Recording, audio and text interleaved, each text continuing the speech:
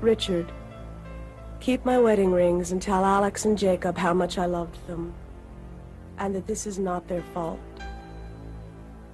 I can't do this anymore. I love you. Please understand.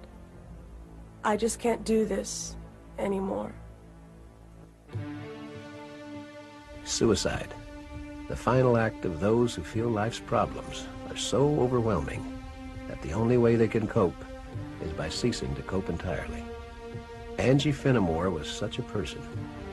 But during her suicide attempt, Angie discovered the turmoil she was facing in this life was nothing compared to that which awaited her in the afterlife. Hell is a matter of suffering, and I was in hell long before I took my life. Where I went was just a manifestation of what I was already experiencing. I wanted so badly just to end my life and to be done, and what I found was that I took all that with me, and it was multiplied, just intensified beyond anything that we even have the power of understanding in this life. And so it was absolutely the worst thing I could do. There was no escape. Angie was the product of a dysfunctional home. Her mother left early on, and Angie assumed the responsibility of taking care of her younger sister and her father, an alcoholic.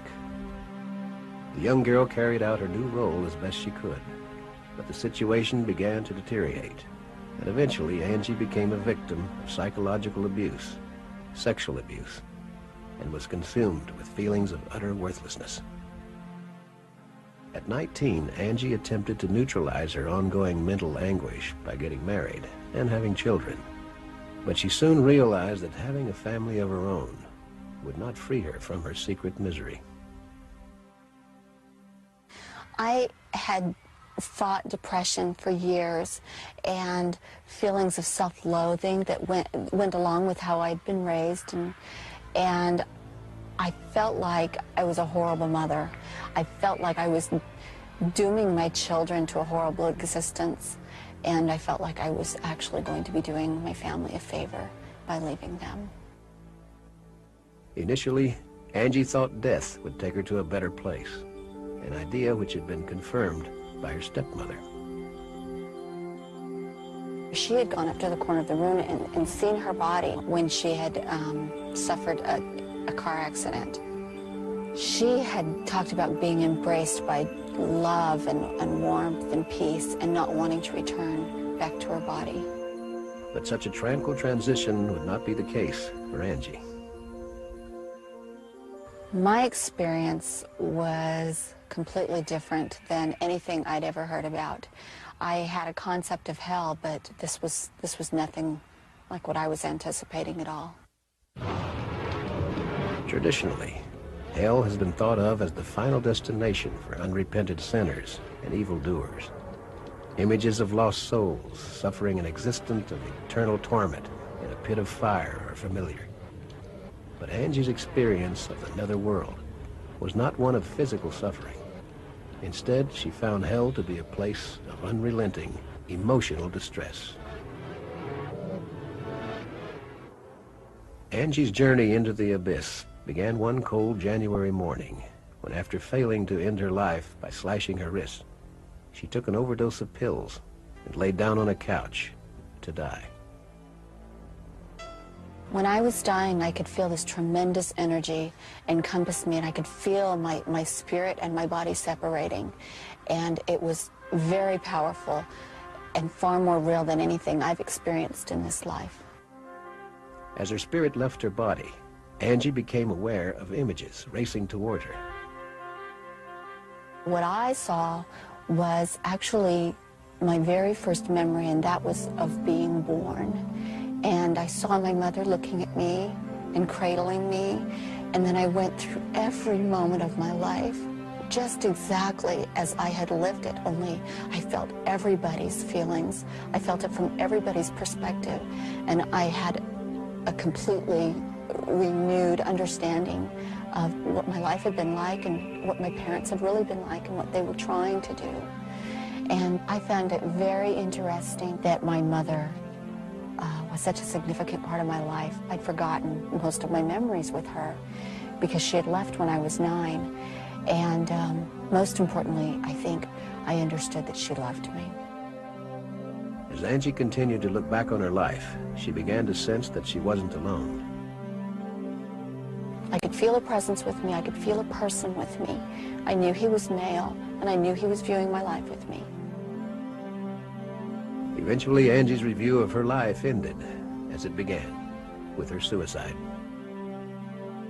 I went all the way to the point where I was lying there on the couch, and at that point I was surrounded by darkness. Angie then felt herself descending into another plane of existence, where she became aware of other disembodied spirits who had chosen the path of self-destruction.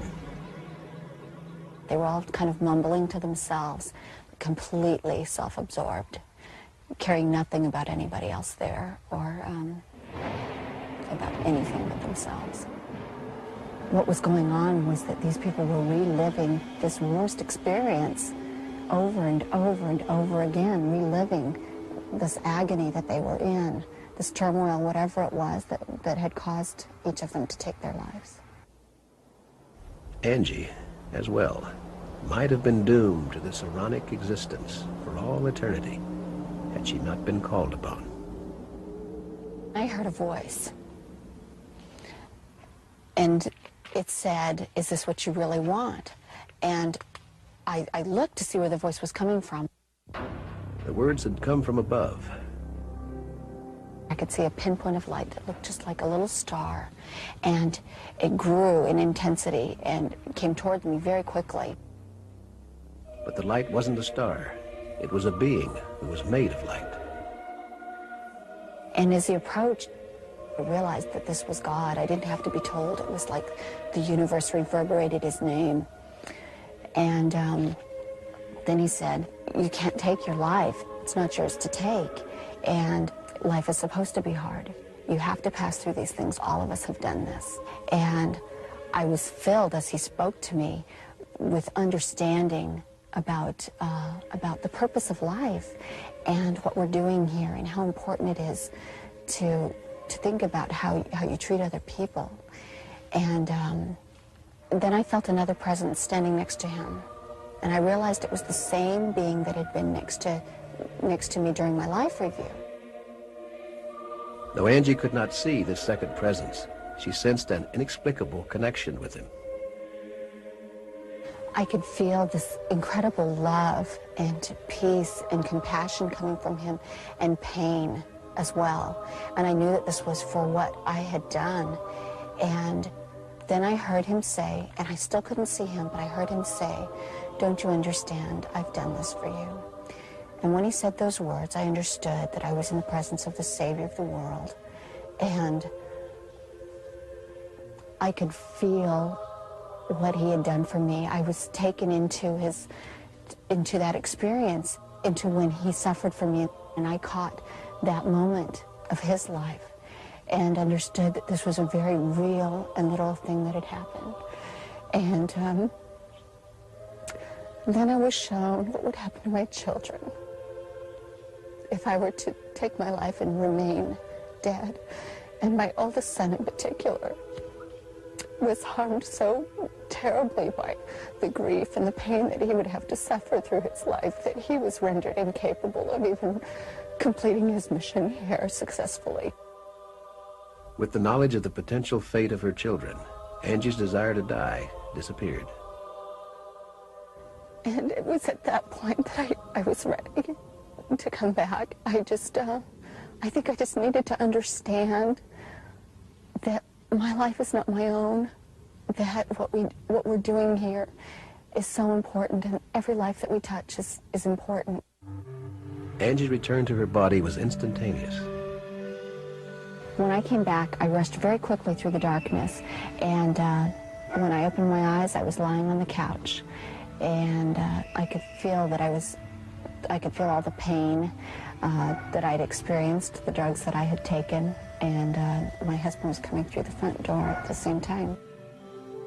Looking back on the incident, Angie now realizes how she came to a place where she felt the need to kill herself.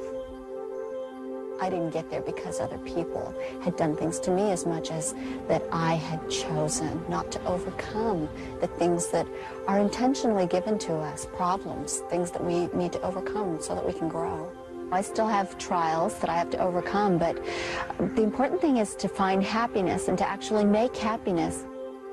Recently, Angie gave birth to her third child, David, and the happiness which his presence has brought to her is clear.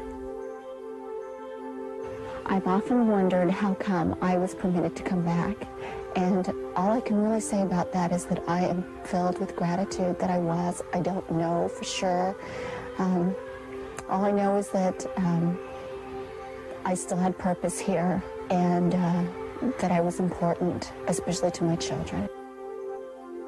In her book, Beyond the Darkness, Angie chronicles her most amazing journey and details the information she was given about a scheme to land us all in hell.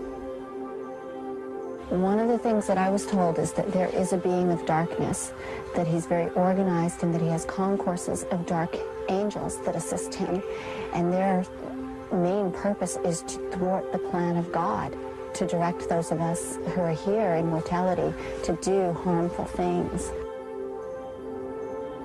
But because of Angie's harrowing experience, she knows she can avoid the plans of the Prince of Darkness by living her life in the light. And by doing so, her life has improved immeasurably. Yeah, life is great, and being in the light is wonderful.